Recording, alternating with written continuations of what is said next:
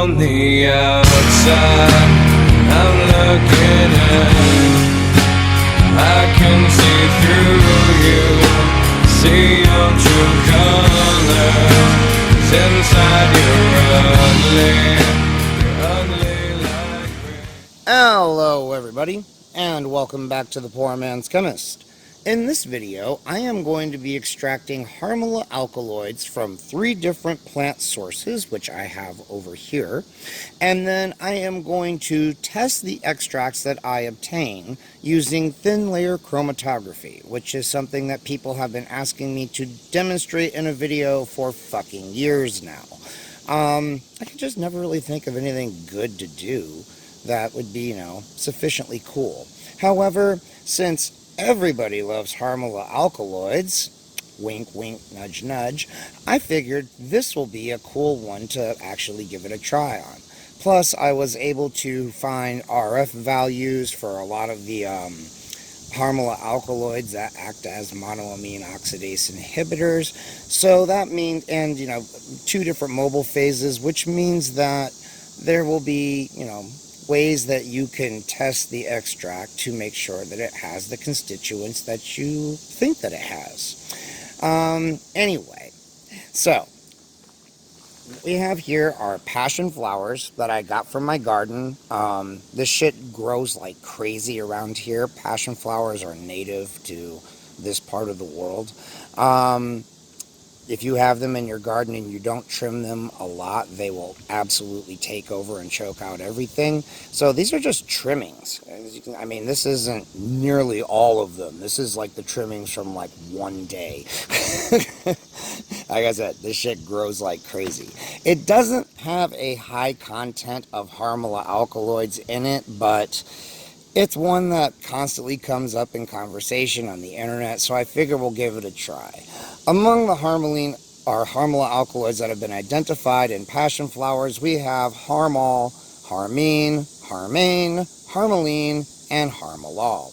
Don't worry, we're going to talk about these compounds here in just a second. From syrian rue seeds, again, like all plants, it has variable alkaloid content, but we should be able to expect to get harmaline, harmalol, harmane, harmine, and tetrahydroharmine. If this is in fact syrian rue, I am 99.99% sure that's what this is, but I don't know. Usually they just call it wild rue I don't know. Anywho, this is supposed to be banisteriopsis caapi vine, the ayahuasca vine that I bought off eBay. It might be, or it could just be some other shredded plant. I have no way to know, but hopefully we'll figure it out when we do this test here. But if so, its major alkaloids are supposed to be harmine, harmaline, and tetrahydroharmine. Now, you can see I put together a little graphic here that has the structures of the common Harmala alkaloids. The column that's on the left, those are the ones that are the monoamine oxidase inhibitors, harmine, harmaline, and tetrahydroharmine, which, as you can see, the difference between them is just the degree of saturation on the, what starts out as a pyridine ring in harmine. That's really it, so far as I can tell, is that it's just, double bonds are being reduced on that ring system till you get down to tetrahydroharmine. Harmal and harmalol are metabolites of harmine, harmaline, and or tetrahydroharmine. I think harmine, they're metabolites of harmaline and harmine, I think. They are not physiologically active from anything I was able to find, so who the fuck cares about those? And then there's harmane, which is also found in a variety of different foods. It's also not really physiologically active, so who the hell cares? As you can see also, tetrahydroharmine has an additional property in that it is a serotonin reuptake inhibitor. So, yeah, that's probably why a bee caapi vine works so goddamn well. Or I hope I'm saying that right. Is it caapi, caapi? Who the fuck knows? It's one of these things you only ever see written down. Don't come at me in the comments if I'm not pronouncing it right, people. You can see what I was able to find in the literature so far as TLC goes. This comes from a reference whose name, of course, my mind is totally blanking on now, but it should be on the screen. You can download this for free from the Z library. It's a very handy book to have. And this gives us two different mobile phases that we can use to, for the identification of Harmala alkaloids. They're not great. I mean, some of these, some of the things that we're looking at don't have very high RF values. So, I mean, I guess we can still trust it if it turns out to be ideal, although generally things extracted from nature are not ideal. I guarantee you that for the purposes of writing this book, they probably used known reference samples mixed together and then separate in order to compare it. I doubt very much they used an actual Syrian rue extract. But whatever. We are going to give it a shot and see if we can't reproduce it. After all, to visualize the spots, all that we need is ultraviolet light. We don't need to make up any kind of reagents to visualize them, so it should be fairly convenient. And hopefully we'll get something that has distinct bands and not just a giant streak. Alright, so I have decided to go with 10 gram samples of each of our plant materials. So we have our Syrian rue, our theoretically bee caapi vine, or caapi, or again, however the fuck you say that word. I'm just gonna say caapi because it's two A's and it doesn't that mean it's like a long A? I don't know. Tell me in the fucking comments. And our passion flowers here. Now, what I've decided to go with, since again, I'm running low on acetic acid, and I don't see any reason why this shouldn't work. Famous last words. We have an HCl solution that is at a pH of 4. Basically, I added about a milliliter of 10 molar HCl to there, which, when you do the calculation, is actually like more than you're supposed to add, but that's okay, because the pH paper says it's 4, and that pH paper, I've used it a million times. It seems to be pretty reliable, and we're going to go with it. Anywho. What I was thinking we could do, you see, I've got my roommate's blender from the kitchen there. Yeah, we're just going to do this real quick and hope that he doesn't notice. It's not going to hurt it. I'm just going to use it to blend some shit up in some very dilute acid. It'll be fine. I'm the motherfucker that washes all the goddamn dishes here anyway, so what are you bitching about? I'm most concerned about doing this with the passion flowers because all these little vines and tendrils, they're not completely dry, and so they might tend to, snag that thing. I don't know. We're going to see how it goes. But I think these other two will do reasonably well. So, I don't know. Maybe go with like a set volume of a couple of 100 milliliters of the acid with each sample. Grind it the fuck up and create a slurry, and then we will suck that through a fucking funnel, and then we'll rinse it a couple of times with the acid, and then hopefully we will have extracted the alkaloids in something approaching a semi-standardized way.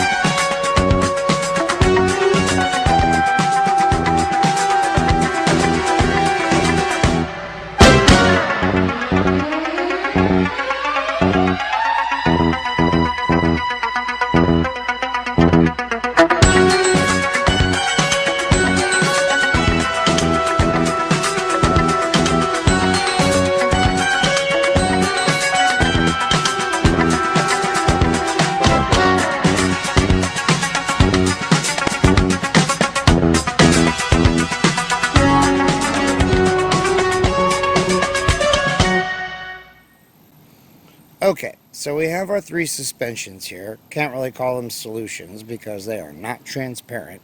There's a lot of small, fine particulates that are still suspended in them, but in my experience, that's not really that big of a deal. What we need to do now is we need to extract these with an organic solvent, and we are going to use ethyl acetate, and that is to remove all of the plant fats and any other stuff that's in that mix that is more or less non-polar in an acidic solution. So, that's definitely not our alkaloids. In an acidic solution, our alkaloids exist as basically polarized salts. So they will not be dissolved by the organic solvent. However, a bunch of crap that we don't want in our mix will. So, this is very simple. If you've seen any of my kratom videos, you know how this goes. We are going to, and I'll demonstrate this with the Syrian roux solution again.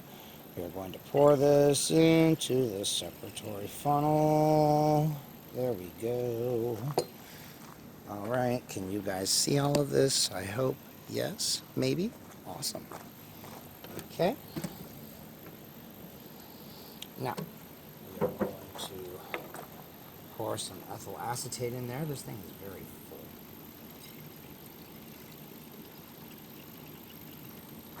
Alright. And I chose ethyl acetate because I have quite a bit of it. And in the literature I've seen, it was written specifically on a paper about extracting alkaloids from Syrian roux.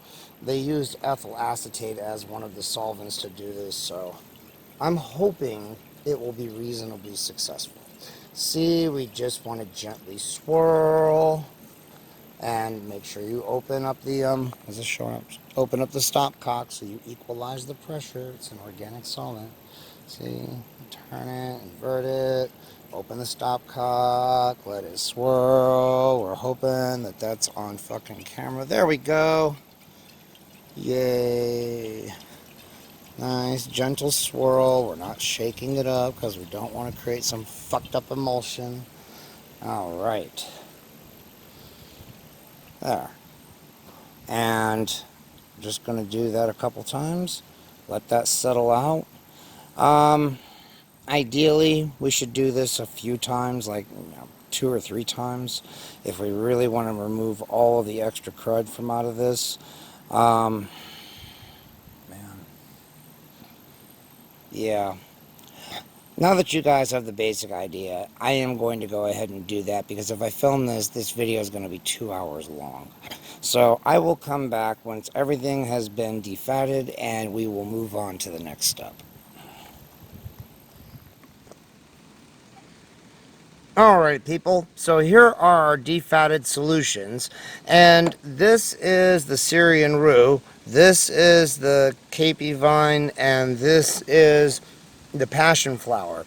And one thing that's interesting is that these are both fluorescing that kind of bluish green color. I'm hoping that it's showing up here. The intensity is a little bit stronger on this one than this one, but it's distinctly noticeable. Like you can't miss it when you're looking at it in real life. Hopefully Son of Piece of Shit is picking that up well. And the passion flowers, when I was actually doing the extraction, I thought I could see it. It's not really showing up here, but we'll just keep on going. I mean, the color is distinctly different. When I defatted these two guys over here, the organic solvent was more or less clear, right? It had some stuff in it, but it was mostly clear. This shit, it was like a thick yellow-green sludge, man.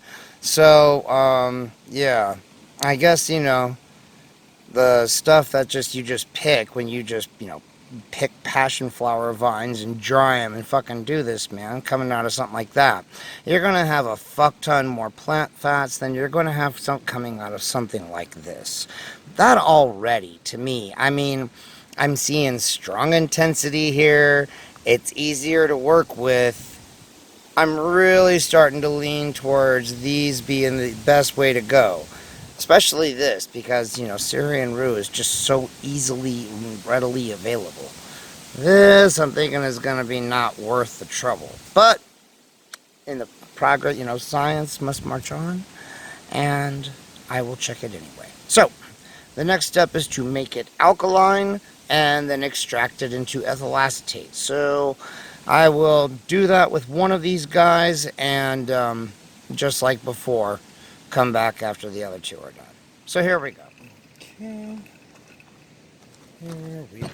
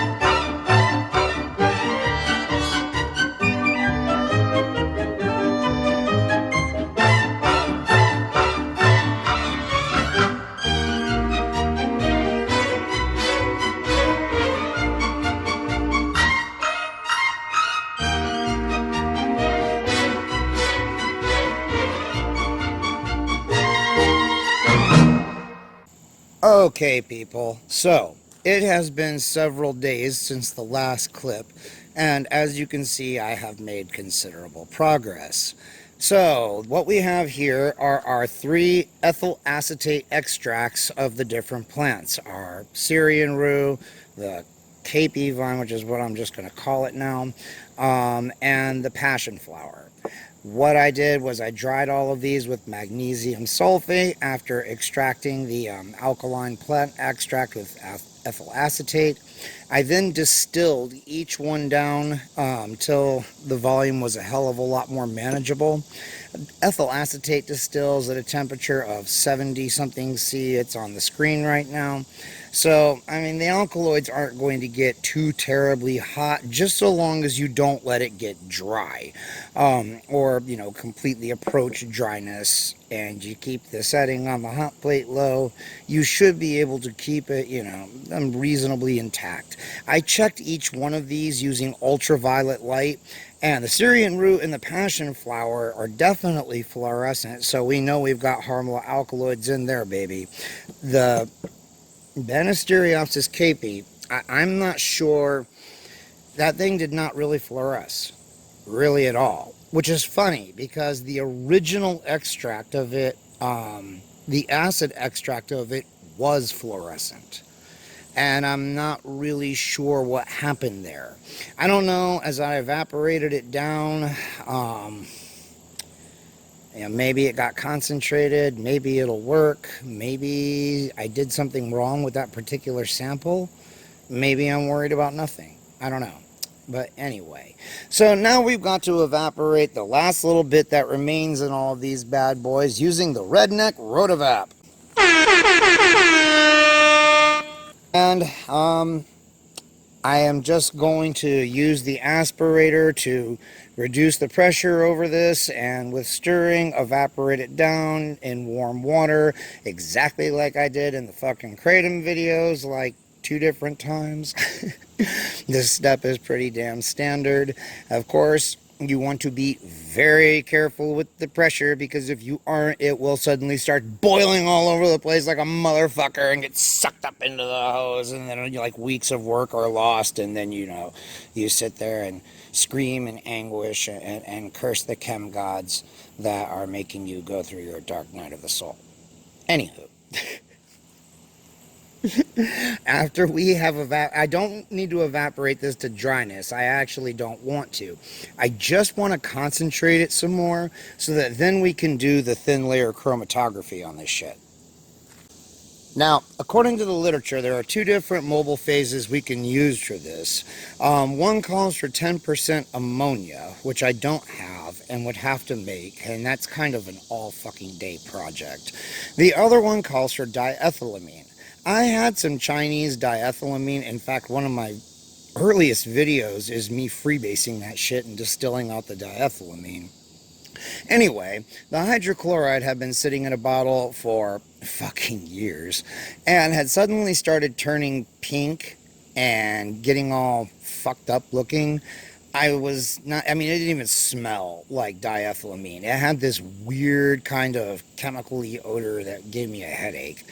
I was hopeful that I could recover it though, so I just took that shit and mixed it with, a buttload of really strong aqueous sodium hydroxide, distilled the result, and I was able to get some pretty decent diethylamine off that. I took that, I added more sodium hydroxide to it to dry it even further, gently distilled that shit again, being very careful to, only collect stuff that came in below 60C, and we've got this. Isn't it pretty? Focus, son of a piece of shit. It's beautiful. I know. It should be reasonably pure diethylamine, and I got about 40 mils of it, which, given this is always like a minor constituent of these mobile phases in the book that I have, I should be able to make a fuck ton of mobile phases with that, which is good, because getting more diethylamine is probably going to be a right pain in the ass. So, anyway, let me get this bad boy going, and I will come back when we are actually doing shit.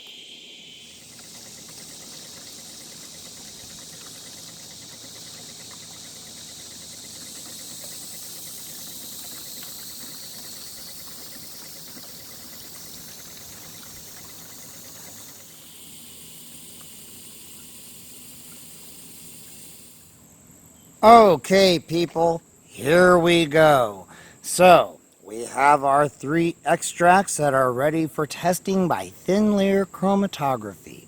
I did these exactly like I did the kratom extracts, where I basically distilled this down to distill off as much of the ethyl acetate as I felt like I reasonably could. That hopefully wouldn't break everything down. Ethyl acetate boils at 77 C. I'm sure it's on the screen. And so I felt like it was worth taking the chance. Once it got down to a fairly low volume of about 100 mils, I decided to go ahead and rotovap it the rest of the way down to where you see here. And so here we go. We have our 3 concentrated extracts. Now, thin layer chromatography. Let's zoom out a little bit here. So, thin layer chromatography, for those of you who don't know, is where you take these little thin strips. Usually they're a little thicker than this. Usually they're on glass, but these are the cheap aluminum backed ones because they were the least expensive ones on fucking eBay. Anyway, the whatever the hell the back is, glass, aluminum, whatever, it has a thin layer of silica gel on it, and since again these are cheap, the layer is very thin. But it is enough to be functional. Now, what you do, this is so simple, okay? The alumina here is called the stationary phase, right?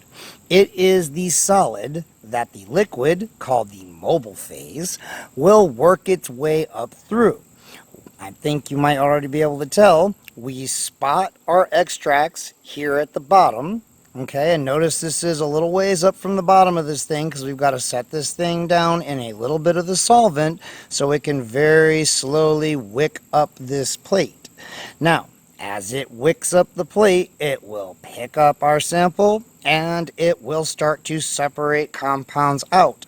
The more affinity our analyte has with the stationary phase, the shorter the distance it will travel. Okay, the mobile phase just won't be able to move it very far because that particular compound is in love with that stationary phase and it just wants to hold on tight to it and have a nice, little happy family and everything, and basically stay down here right where I fucking left it.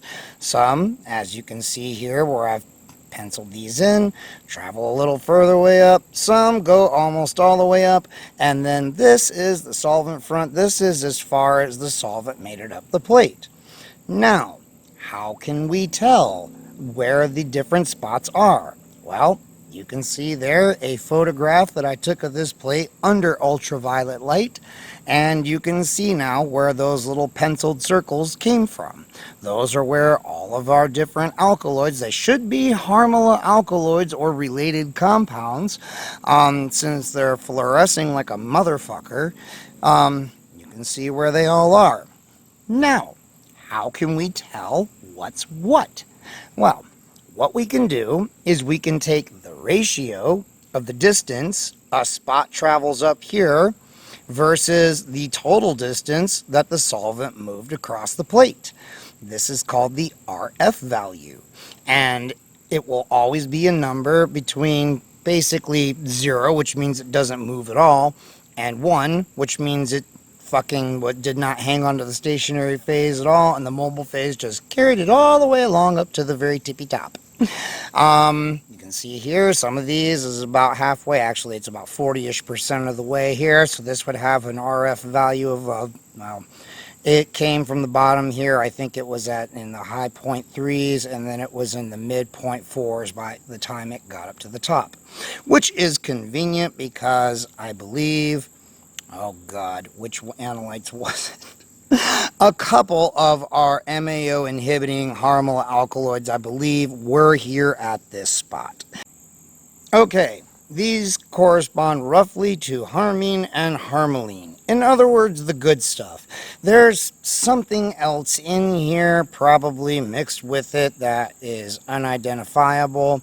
Look, in the real world, you would have like reference standards, which are like very pure samples of the individual alkaloids, and you would do a spot of those too, something so you had some kind of reference standard in order to compare it to, because just calculating RF values with no reference standard is not exactly a great way to go. Okay, we can only reasonably infer from this. We cannot definitively say. But, yeah, purchasing harmine and harmaline and tetrahydroharmine are 3 Harmala alkaloids of interest. Purchasing reference standards for those would have cost a pretty penny, and they would have been used a total of precisely once for this video. So, yeah, that wasn't going to happen. Now, if we go by the RF value here, this other little spot, I mean, in reality, because I'm doing this in my backyard, it's really impossible to say that this isn't the same thing as what's up here, but it is a little bit higher. Its RF value is a little bit higher, and that would correspond to harmine. Harmine is completely inert and completely useless. So, I mean, just based on this, which again, all we can do is kind of reasonably infer, Syrian rue seems to be the way to go, whereas passion flower seems to be a waste of time if Harmala alkaloids are what you're after. What are these topmost spots? I have no fucking idea. They have RF values so high they don't correspond to anything, although, again, no reference standard spot, so don't know. The point of this is more to show you guys what thin layer chromatography is and the basics of how it works. Get a goddamn reference standard if you want to be absolutely fucking certain, okay? Anyway, let's look at how this shit is done. Okay, so we have our developing chambers here. I know everybody that's an actual chemist looking at these is cringing because TLC developing chambers should be completely sealed. Look, guys, I'm just trying to demonstrate the basic principles of TLC and how this is done, okay? We're not writing any fucking papers here. Look, I'm showing them the trick with the fucking filter paper. Cut me some goddamn slack. Anyway, yes, it is helpful to put a filter paper in your developing chamber simply because you want the atmosphere inside your developing chamber to be as saturated with the vapors of your mobile phase as possible, which is why it should also be hermetically sealed. However, again, we're just going to go with this because I know you can achieve something that is reasonably successful doing it this way. Now, if I was not doing the demo and I was doing it on my own, would I try to do it a little bit better? Yes, if I actually cared about it. However, since the example plate was going to be, is meant to be comparable to these, I used this when I did that, and I mean, for the purposes of demonstration, it turned out fine. Yes, if you are writing some papers, you want to do a little bit better than that, okay? You're going to want to do a little bit better than what we're going to be showing here too, but again, backyard lab. Okay, got to lower those expectations just a little bit to something a little more realistic. All right, so we are going to set out some TLC plates so that we can spot them with our extracts and develop them. Now, it's always best to let the plates that you spot dry as thoroughly as possible before you actually put them in there. It is also a good idea to put your mobile phase in the developing chamber beforehand and to allow that to completely fill it with vapors as well. Now, our mobile phase here, I made this up yesterday, and unfortunately, since I'm out of chloroform, we kind of have to use this. It turned a little yellow. So, yeah. This is chloroform, acetone, and diethylamine. 50 to 40 to 10, respectively. Again, probably best if you just make it up fresh. I was really hoping that it would keep, but I don't know. We're going to try it. We're going to go with it. And we're going to see if we can make it work. And if it goes tits up, I do have enough chloroform to make up a little bit more. I'd like to save it if I can. But if I have to, for you guys, we will use the rest of my... Hey. You stay up there so that you can evaporate that shit into the fucking chamber, okay? We only want to put a little bit at the bottom. We don't want to overdo it. Okay, you... Seriously? No, this is just not going to work. I mean, do I need you saturated with this shit? Yes. Do I need you falling over? No. No, I don't. Dummy up, motherfucker. I ain't got time for your bullshit.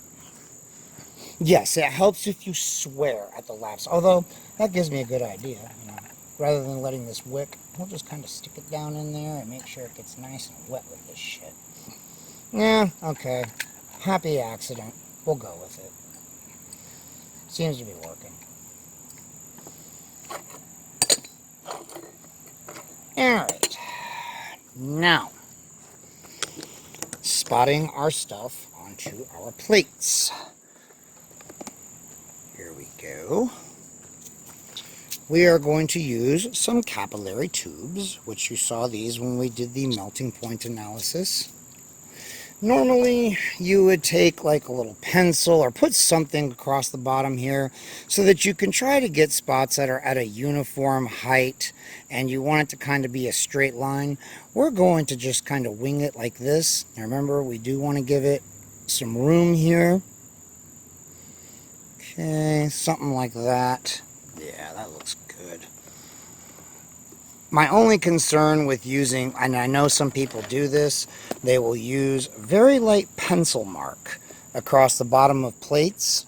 That's a bad idea, in my opinion, because it inevitably creates a little groove in the fucking stationary phase, and the stationary phase kind of needs to be a uniform thickness, or else this is all going to be completely pointless. So, yeah, don't do that. Now, here we go. We've got a little bit. This is our Syrian rue extract. Got it here in the capillary tube, and we are going to lightly dot it. I didn't really want it that close to the edge, but okay, we'll go with it. As you saw in the example ones, you want it a little bit closer to the center than that. We're going to try it. We're going to make a duplicate one of this one anyway, since this one turned out very well. There we go. Now, it is better to let it dry a little bit before you spot it again, but I'm impatient and it's getting dark. We're going to do a third spot here. Third little one here. Okay, there we go. Again, if we were writing a paper, we would try to make these spots as abso-fucking-lutely uniform as possible. Also, obviously, a straight line is better than something that's circular, but again, backyard lab. Gotta go with what we can do. Now, this is our caapi vine extract. Okay, seriously, bitch, that is completely counterproductive if you fucking break and, like, splatter shit. It didn't get on anything, thank God. Oof, okay. Don't like that. You want less. Less is more, kids. Less is more.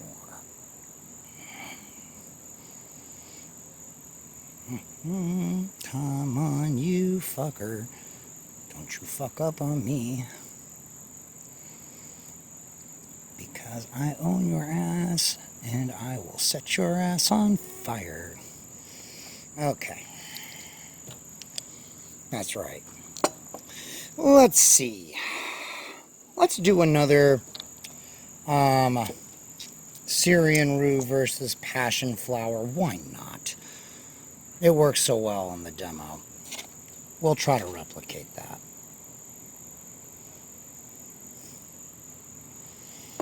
And let's let that dry just a little bit more.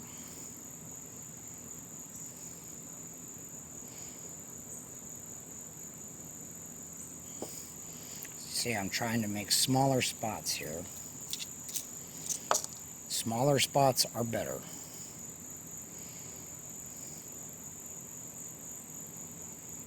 Yeah, that's the way to do it. Like I said, less is more.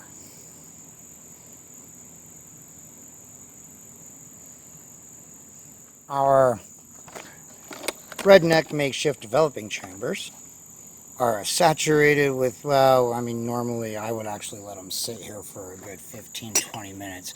But then again, I'd hermetically seal them. So, all right. What we're going to do now is we are going to very carefully, not touching that piece of filter paper, ideally, set this down right in there, just like that, very gently. And I know you can't see that one, that's okay. We will do this one a little better here. Zoom in so you can see what I'm sure you can already guess I must be doing. There we go. We want it to be to move up in as even a line as possible. That is actually reasonably good. Okay, and now we're going to do these other ones here in this 400 mil. Okay, that is not reasonably good. That sucked ass. Fuck you. Come on. Aw, man, you son of a whore. If this one does not turn out like complete ass, I will be astonished. Okay. Clearly we are having technical difficulties here. Filter paper, you're really not helping. You know what? Yoink. I'm done with your bitch ass. You're getting on my nerves. Just go away. Now, Do we have one? Watch that Syrian rue spot.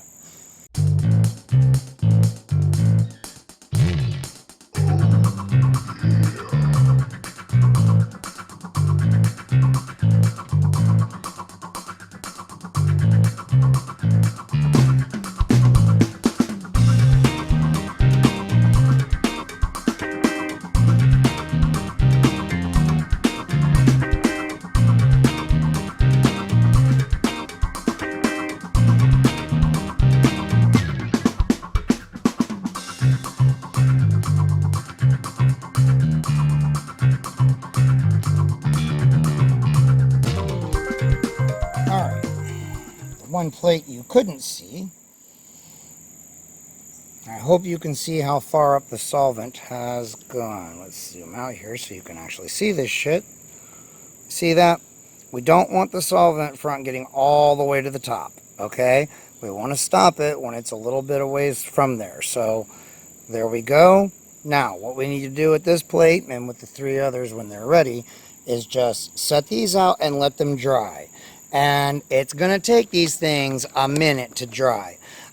With the example plate, when I first started looking at it under UV, not all of the spots were showing up clearly until after the plate was 100% completely dry. Really hoping that yellowed mobile phase is not making this shit. Alright everybody, sorry for the echo, I'm having to do this in the shed. So here are our plates. This one was our example plate. These two are the ones where we did Syrian rue on the left and passion flower on the right. These two are where we did Syrian rue on the left and the caapi vine on the right. And I think you can immediately see the overwhelming importance of not only having, reference samples so that you can be 100% sure which spot is actually the compound that you're interested in, but also that you should probably use freshly made mobile phase that hasn't begun to turn yellow because you let it sit in a transparent bottle for a while. These are all important lessons that I hope you're picking up on. Nevertheless, when it comes to just, illustrating the general principles of thin layer chromatography, this has been an adequate demonstration, I think. I mean, you can see here in all of our Syrian rue samples, we have our mystery spot here close to the top, and then we have our bright spot about halfway between that and where it started out at. Except on our freak plate over here where something obviously went wrong. Oh, well, there's always got to be one freak plate, right? I mean, for the passion flowers, we did not get as good a results as we did over here. I'm thinking that I just didn't spot it enough times, maybe, and it just wasn't concentrated enough.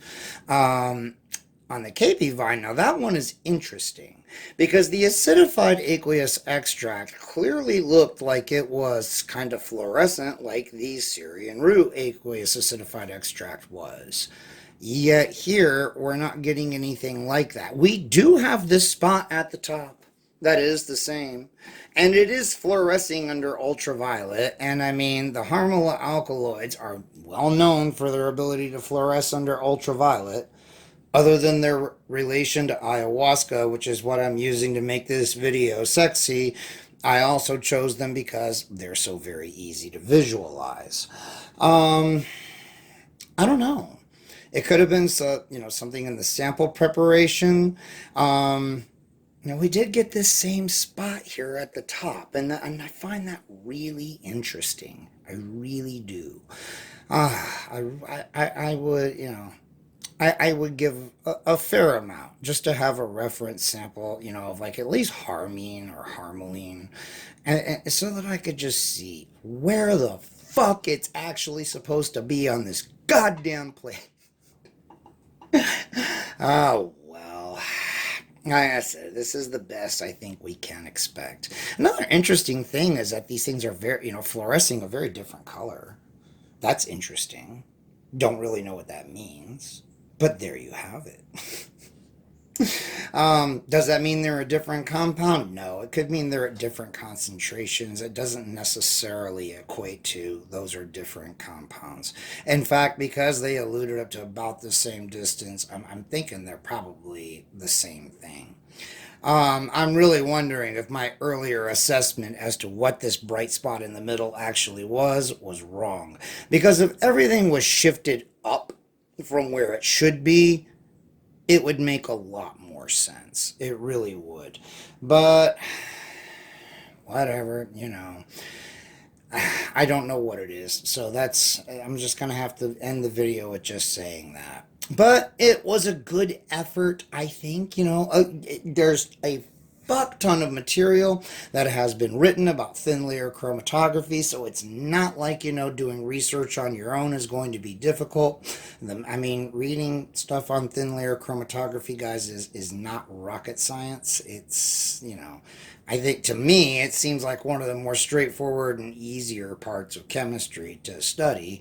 The math isn't even all that brutal. So, crack open a goddamn book. It won't kill you. Another thing that's useful to know is that thin layer chromatography can be used to track the progress of an organic synthesis. Typically, you would do like a spot of your reactant, a spot of your reaction mixture, and then you would do a cross spot of the two. And the reason that you do that is because if there's anything in your reaction mixture that affects how far, any remaining reactant moves up, it will show up in the cross spot. That's how it was explained to me anyway when I was in school. But I remember Dr. Huang, who was my undergrad research advisor, was quite emphatic that I do a cross spot. I remember the first time I brought him a plate where I didn't. He was like, "Where the cross spot?" Well, okay, Dr. Huang, I'll go do another one. Actually, Dr. Huang was very cool, very nice guy. Georgia State University. He's actually really cool dude. I don't know if he's still there, but anywho, doesn't really matter. So yeah, I mean, and I hope you can immediately see the utility of this. I mean, if you got your reactant here and you got your reaction mixture, if the reactant has completely disappeared, if that spot is no longer there and you have a brand new spot that lines up with a reference standard that you have of the product you are trying to get, well, then you can be pretty goddamn sure that your reaction is done. Also, that it worked. So, thin layer chromatography is an extremely powerful analytical tool when you have reference standards in fresh mobile phase. And you didn't use the cheapest plates you could buy off eBay. Well, come on, people. I'm on a fucking shoestring budget here. Cut me some goddamn slack. Anyway, if you like this video, give it a thumbs up. If you didn't like it, well, sorry about that. Subscribe, comment, share the video, donate a few bucks if you found this educational, useful, and or entertaining. If you have questions, please ask. We will be happy to answer them. And until the next one, you guys, I will see you later.